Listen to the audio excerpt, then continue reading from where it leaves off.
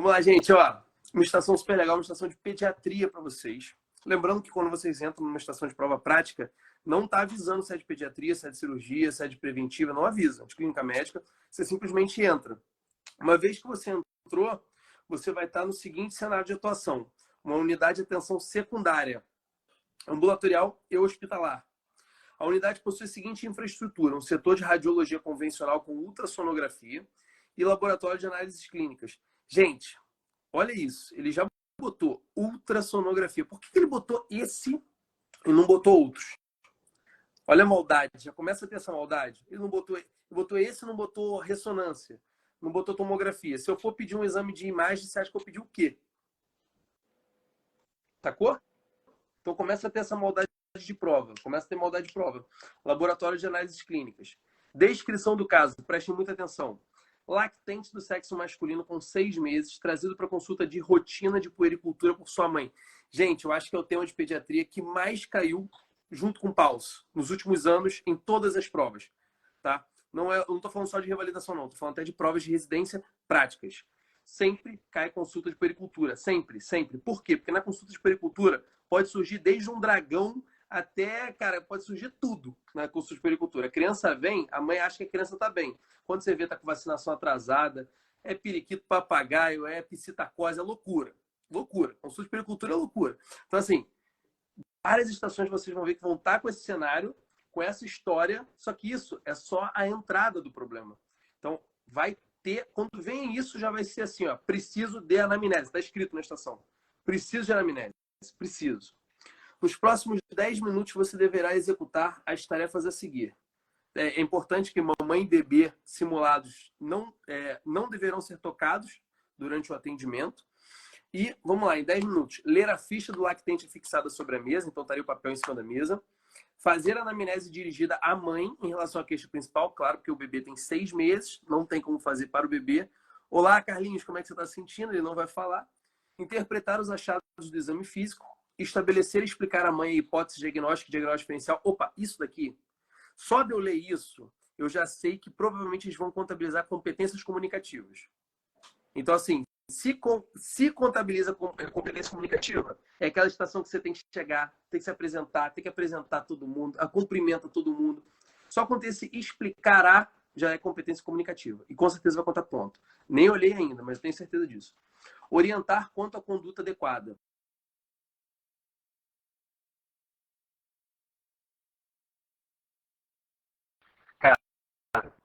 E aí, Matheus?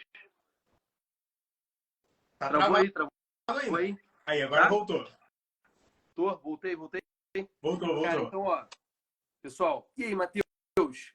Você conseguiu realizar essa tarefa na sequência assim, descrita certinho? Como é que foi? Você chegou a fazer essa estação? Não, essa estação eu não fiz, tá?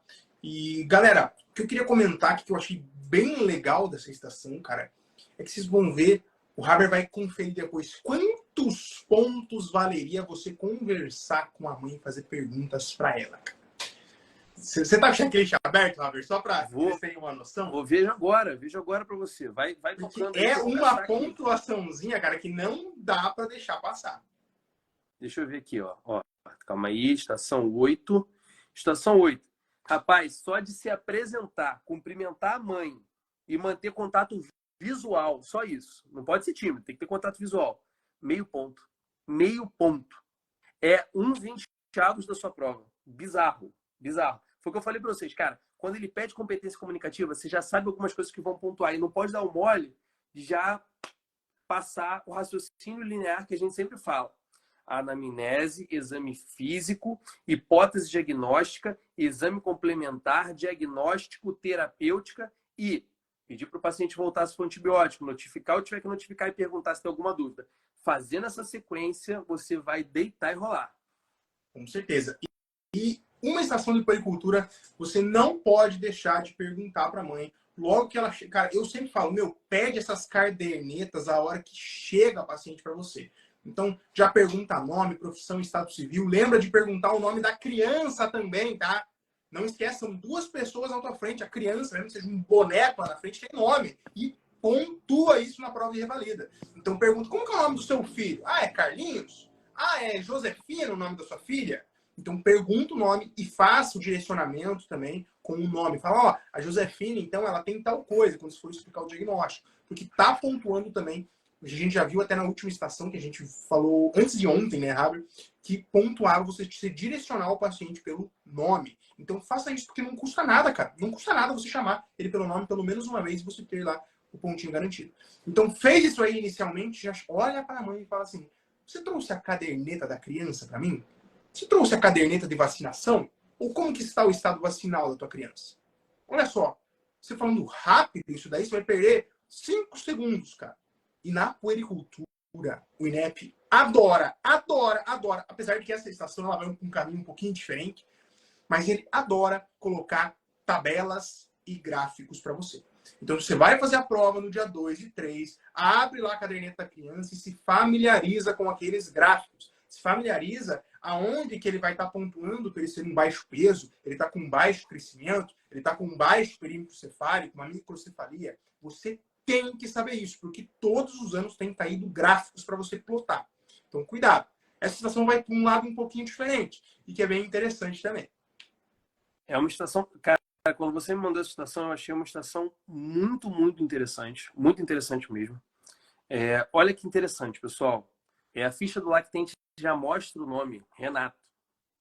Então, foi o que o Matheus falou. É essencial perguntar o nome da criança, tá?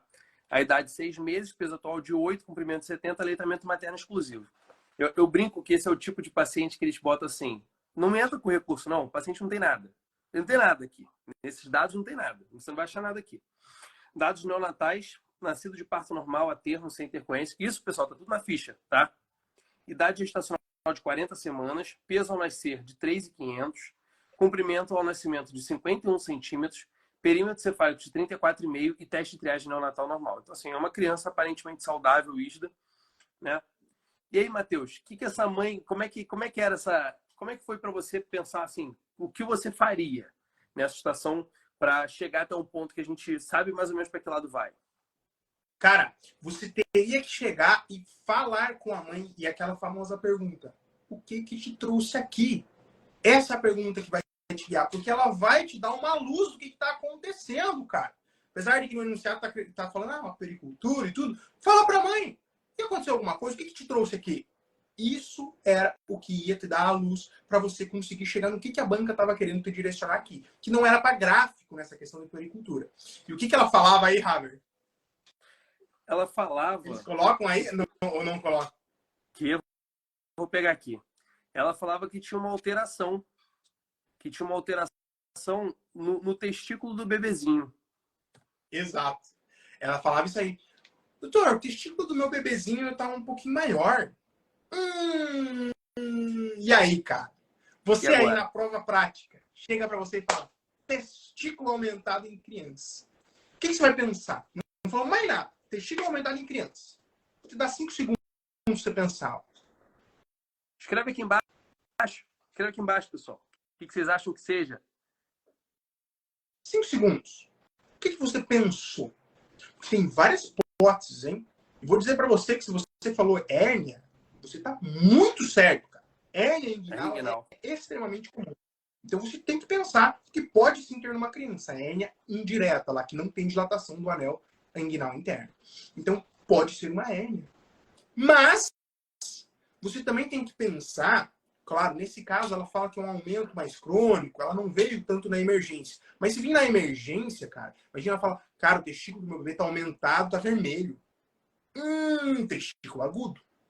Torção testicular. Olha lá o Igor. Perfeito, cara. Torção testicular.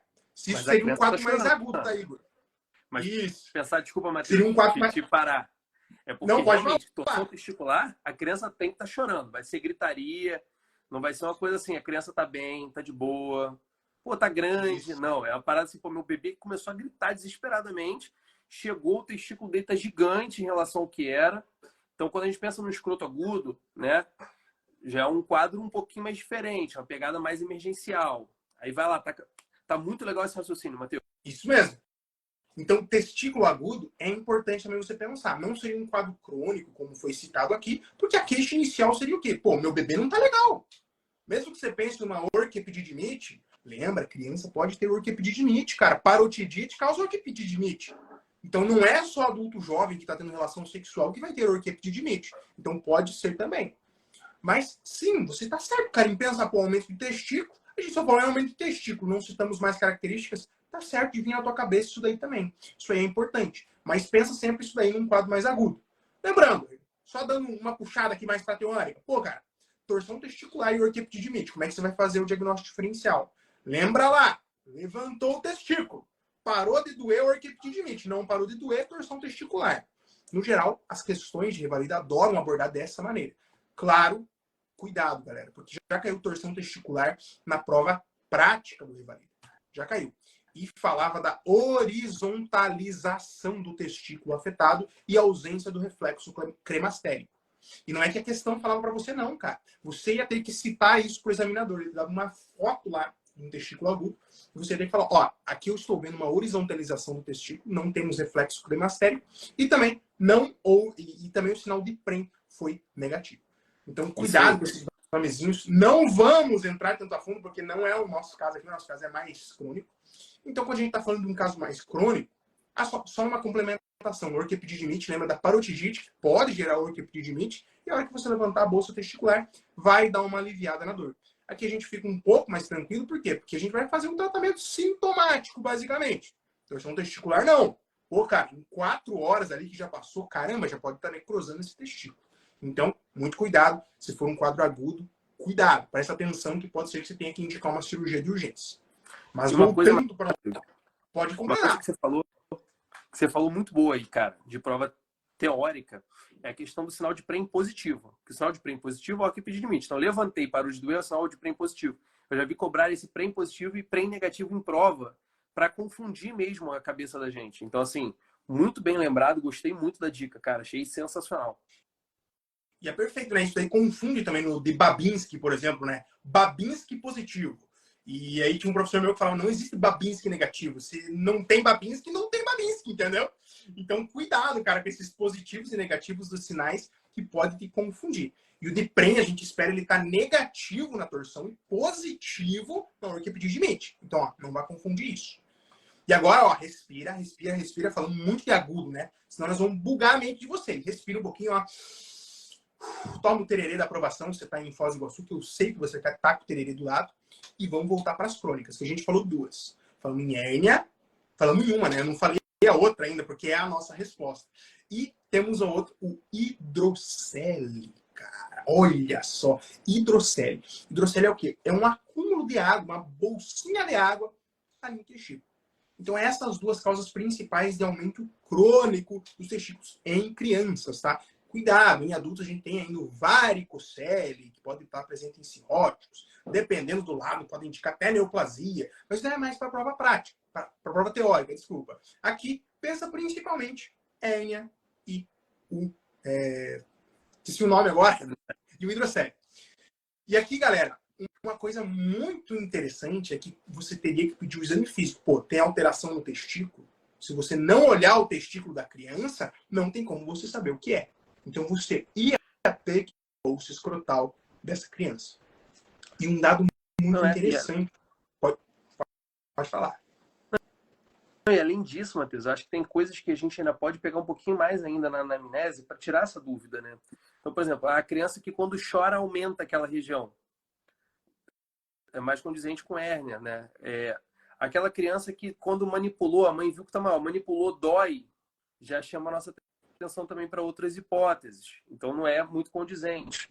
Né? Então, assim, realmente, essa criança, esse aumento, ele é intermitente ou ele é contínuo. Então, tem detalhes que a gente pode perguntar nesse aspecto do testicular para fazer o diagnóstico diferencial também. E ajuda na anamnese, né? A gente partir para esse lado. E, sem dúvida, é o exame físico. Sem dúvida, é o exame físico que vai acabar matando o diagnóstico. Não tenho dúvida disso. Falou. E sabe por que foi perfeito, Haber? Porque a prova, ela fez isso aqui de propósito, cara. Ela fez pegadinha. Pegadinha. Eles são sacana nisso. Sabe por quê? Porque tinha todas essas características que você citou que é mais comum na hérnia, cara. Imagina só. Então, a criança tinha um hidrocele que era intermitente, cara. Era intermitente aquilo ali. Falava, não, tem hora que tá maior, tá menor. Se ele chorar, fica maior. E agora? Olha só como eles foram sacana. Só que, pessoal, isso daí tudo que o Herbert falou é verdade, tá? É mais comum na hérnia a gente encontrar. Mas cuidado, porque a gente tem uma variante do hidrocele que também se comporta desse jeito. E aqui, quando a gente pediu o exame físico, era onde a gente teria a nossa resposta. Porque a gente tem uma imagenzinha. Você consegue mostrar, Herbert? Consigo agora, calma aí. A imagenzinha, cara. Se você nunca viu ela, meu, se acostuma. Porque você vai ter que fazer ainda um dia, você aprendeu o BS, você vai ter que fazer um dia essa imagem. Olha só. Ué, mas uma lanterna, cara? Uma lanterna no testículo da criança? Qual é a ideia disso? É com a lanterna, meus amigos. É com a lanterna. Esse daí é um exame muito... Isso, é um exame muito importante, galera. Por quê? Principalmente na diferenciação de uma hérnia para um hidrocele. Porque quando nós temos líquido ali, não é alça intestinal, a luz ela passa melhor nessa bolsa escrotal. Tá vendo ali ó, que tá bem brilhante, tá passando a luz. Pô. Isso daí a gente fala então que é transiluminação positiva. Isso aqui é muito característico de um hidrocele. E olha só a sacanagem da banca, cara. Eles foram muito sacanas aqui. Muito sacanas. Por quê? Porque eles colocaram essas características que fazem a gente pensar mais em hérnia, mas colocaram esse transiluminação positiva. E aí você teria que lembrar que nós temos um hidrocele que se comporta dessa maneira, que é o hidrocele comunicante. Então o hidrocele ele tem lá um buraquinho onde essa água pode extravasar lá para dentro do abdômen, cara. Então quando você aperta, ele sobe. Quando a criança chora, ele aumenta, porque daí tem comunicação. Então, o teu diagnóstico nessa questão... Olha só a malvadeza, né, cara? Isso daí da banca. Mas o teu diagnóstico era um hidrocele comunicante. Você tinha que falar o sobrenome.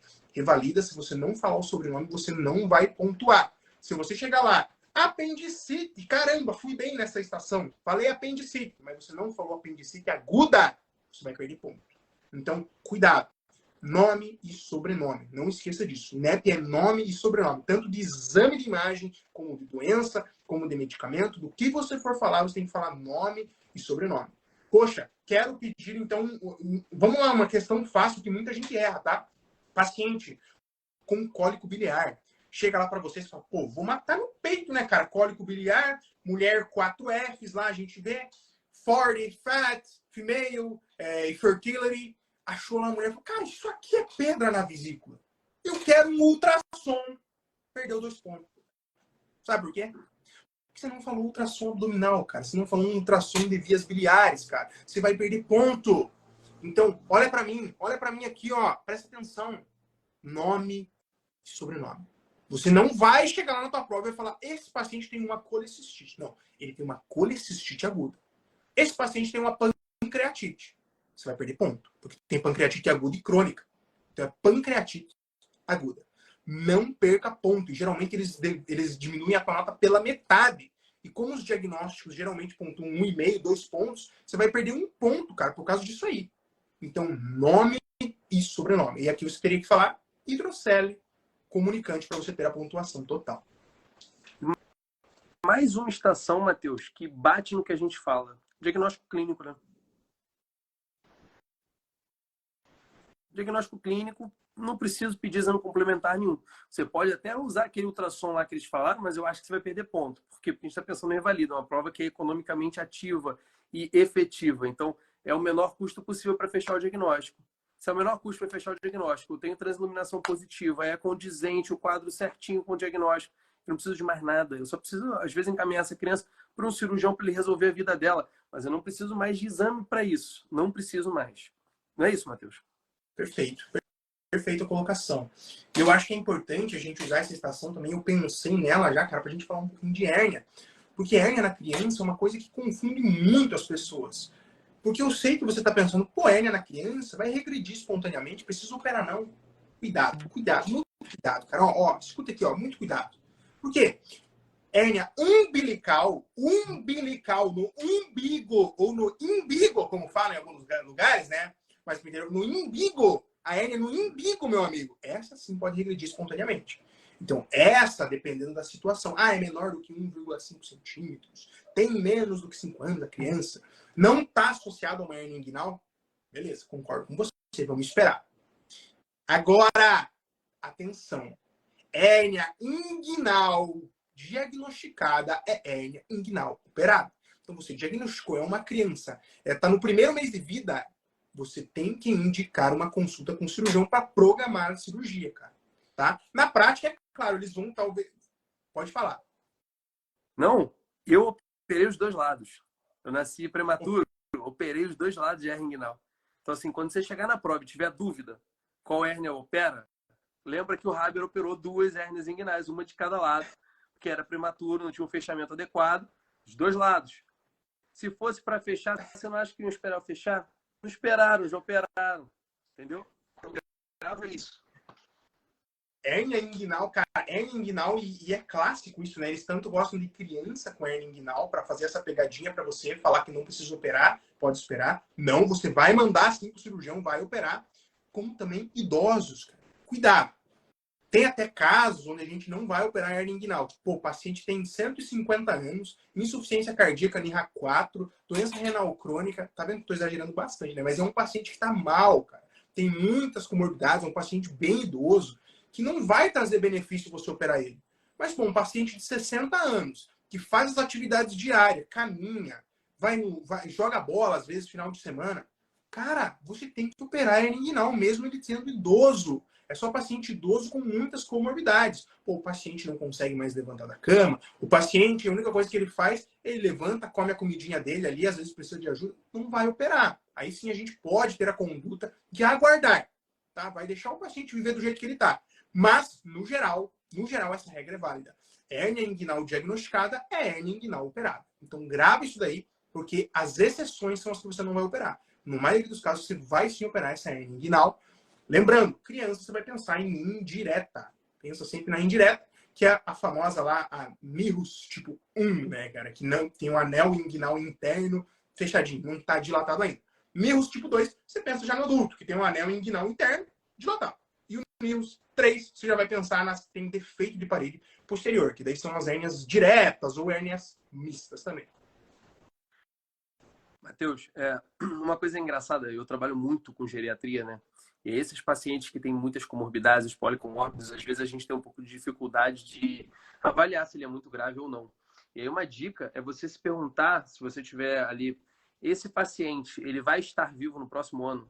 Você olhando, você imagina que ele possa estar vivo no próximo ano? É engraçado que essa pergunta, gente, quando a gente pega os artigos científicos e avalia, ela teve uma efetividade diagnóstica absurdamente alta. Então, assim, se você achar que o paciente é muito comórbido, você fala assim, esse paciente ele vai chegar no Natal que vem, a chance de você acertar que esse paciente é muito comórbido e tem muitos riscos de você colocar num centro cirúrgico, de você fazer alguma abordagem um pouco mais invasiva, é uma dica para vocês de vida prática, tá bom? E fugir um pouquinho de prova, só para lembrar da vida prática um pouquinho. É uma dica para vocês, certo? Cara, então, para quem tiver aí já na prática... Nunca tinha pensado dessa maneira e acho que é uma pergunta legal mesmo para se fazer, né? Tipo, pô, será que ele vai estar vivo no próximo ano? Que se não, se cara, cara, ele tá, é muito grave o paciente, por que você vai operar? Né? E o artigo, Matheus, mostrou que a efetividade, a eficácia dessa pergunta é muito alta. Isso é muito legal, né? Porque a gente cria um referencial. Tem que ficar fazendo cálculos mirabolantes, Framingham, coisas, score de risco cardíaco, etc. Não, calma aí, vou me perguntar assim de maneira simples. Ano que vem, Natal do ano que vem, esse cara tá vivo? Acho que não. Já muda mais ou menos a sua conduta. Meu, e uma coisa que agora, ó, a gente vai lembrando aqui, só dando ponto para vocês. Isso aqui é prova teórica, tá? Que aparece. Mas nas crianças a gente evita fazer cirurgia com tela. Então você não vai pôr tela ali, não, cara. Porque, pô, a criança vai crescer, vai aumentar de tamanho. Como é que você vai pôr uma tela de tamanho adulto na criança? Se você pôr uma tela dela, vai se deslocar de lugar. Então, não evitamos pôr tela nas crianças. Então, vamos fazer uma cirurgia sem tela aí para essa hérnia inguinal. Porque senão depois vai ser uma candidata a ser meu paciente. Você vai acabar comprimindo o nervo cutâneo femoral lateral, vai acabar comprimindo algum nervo aí. Essa criança vai ter uma dor absurda e vai buscar um neurologista. Então, assim, não quero encher meu consultório de gente com dor pélvica, porque dor pélvica é difícil de diagnosticar, gente. Então, segue aí sem botar a tela na criança. Matheus, baita estação, cara. Baita estação, gostei muito. Tema difícil. Eu acho que é um tema que Eu, particularmente, quando eu chegasse para fazer a prova, eu ia patinar. Não, e tanto que eles encheram de pegadinha, né, cara? Pô, eles colocaram um quadro muito parecido com hérnia ali. Eles meteram um quadro muito parecido com hérnia. Pra você se lascar mesmo, cara. Não tem outra coisa pra falar. Eles fizeram pra você errar isso aí, pra você pensar que era uma hérnia. Só que a transiluminação é quem ia matar a questão. Então eles deram um quadro parecido com hérnia, pra você pensar em hérnia. E daí na hora de examinar, eles iam te entregar lá a transiluminação, cara. E você ia ter que saber também como interpretar esse exame, porque era só imagem. Eles não te diziam se estava positivo ou negativo. Você ia ter que saber que aquilo ali era positivo. Para aí sim você conseguir acertar e falar, não, isso aqui é um hidrocele, não é uma hérnia. E aí você pontuar. Então, cuidado com esses diagnósticozinhos aí do Revalida, que eles estão gostando de umas pegadinhas ultimamente.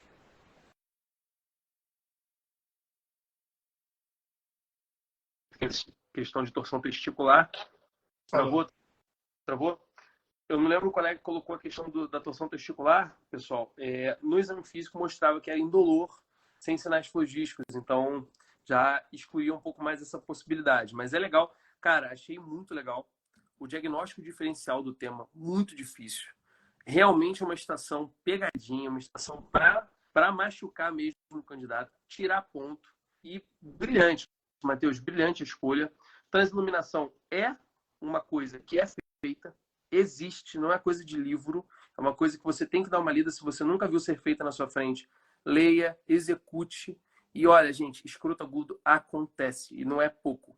Eu lembro uma vez, eu estava de plantão no hospital aqui do Rio de Janeiro, eu e Eduardo, o plantão era eu e Eduardo, na segunda-feira de tarde, passando visita, um paciente com tudo condizente com escroto agudo, tinha sido operado e a gente veio conversar e tudo, e na lista estava lá sinal de PREM negativo. Então essas coisas que a gente aprende na teoria, na nossa prática, ajudam muito, caem em prova porque as pessoas veem isso no dia a dia, veem isso na vida real. E se vê na vida real, vai ser cobrado na prova, porque é assim que funciona a cabeça de quem faz prova. Quem faz prova vai botar na prova ou uma coisa que é muito difícil e é para ninguém acertar mesmo, ou ele vai pegar coisas que são do dia a dia dele e que ele vê. Por isso que é muito comum o pessoal que é de uma instituição passar na mesma instituição para residência. Ah, é protecionismo? Não, é porque eles conhecem a cabeça de quem está fazendo as provas. Eles conhecem a cabeça de quem é da instituição e mais ou menos o tema que vai ser cobrado. Então, assim, realmente, baita estação, Matheus. Parabéns, cara.